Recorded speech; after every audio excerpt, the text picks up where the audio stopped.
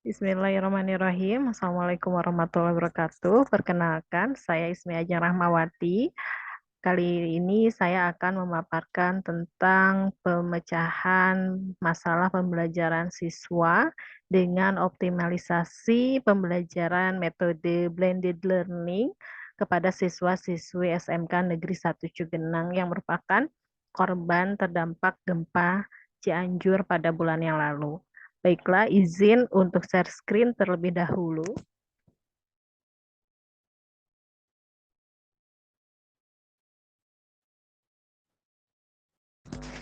Nah, pemecahan masalah optimalisasi pembelajaran dengan metode blended learning untuk siswa SMKN 1 Cugenang atau siswa yang merupakan korban terdampak gempa Cianjur.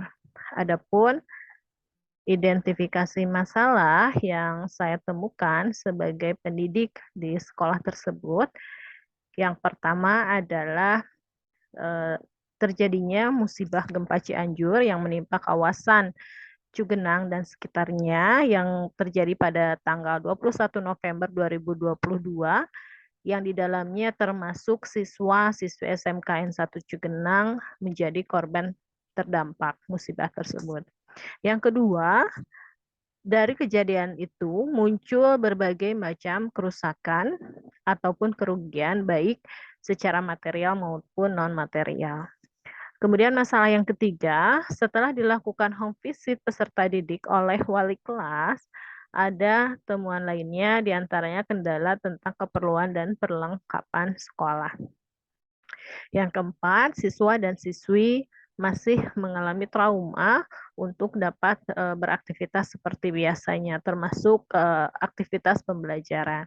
Nah, adapun solusinya dari identifikasi masalah yang ditemukan di lapangan adalah dengan dilakukannya pembelajaran secara blended learning atau optimalisasi pembelajaran dengan blended learning bagi siswa SMK Negeri 1 Cugenang.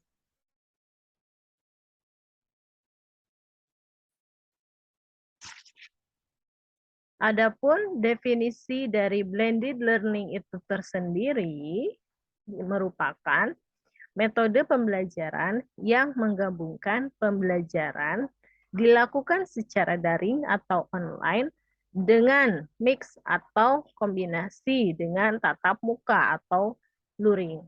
Nah, jadi pembelajaran ini bisa kita lakukan untuk siswa SMK Negeri 1 Cugenang yang mengalami atau menjadi korban terdampak musibah gempa Cianjur di bulan yang lalu.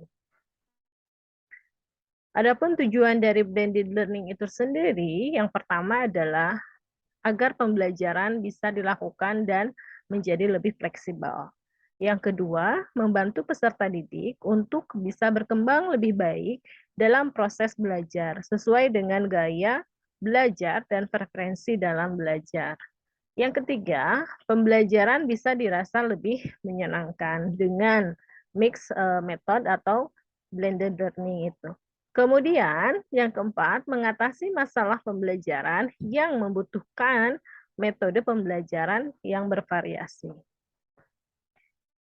Untuk pembelajaran luring pada blended learning, itu bisa dilakukan dengan beberapa cara. Yang pertama ada trauma healing, kemudian home visit, ketiga praktikum, keempat prakarya, dan yang kelima adalah kunjungan industri. Yang pertama, untuk trauma healing merupakan proses penyembuhan pasca trauma yang memungkinkan seseorang untuk melanjutkan hidupnya tanpa bayang-bayang suatu kejadian tersebut. Di mana siswa-siswi SMK 1 Cugenang yang menjadi korban terdampak gempa itu masih mengalami ketakutan atau kecemasan yang berlebih dalam menjalani aktivitas sehari-hari karena masih terdapat ketakutan akan gempa susulan dan yang lain sebagainya.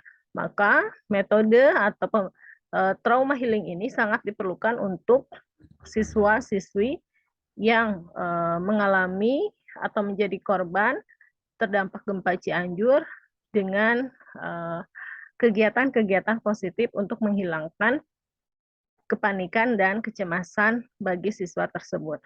Yang kedua adalah home visit atau kunjungan rumah, di mana kegiatan ini merupakan kegiatan yang biasanya dilakukan oleh guru BK atau bimbingan konseling, namun bisa juga dilakukan oleh wali kelas atau guru mata pelajaran yang diambil sebagai salah satu alternatif atau pendekatan terhadap peserta didik untuk memperoleh informasi dan membangun komunikasi yang baik kepada orang tua peserta didik tersebut dalam menuntaskan pembelajaran di sekolah.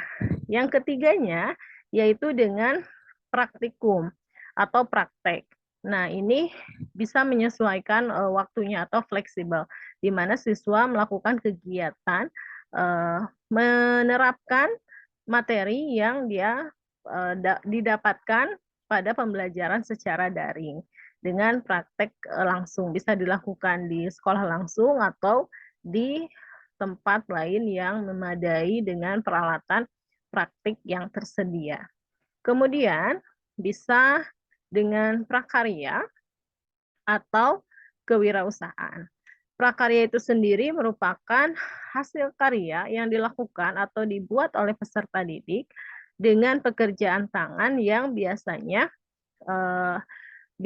berbentuk produk atau biasanya peserta didik bisa mengikuti pelatihan untuk bisa menghasilkan produk, ya, prakarya dan kewirausahaan.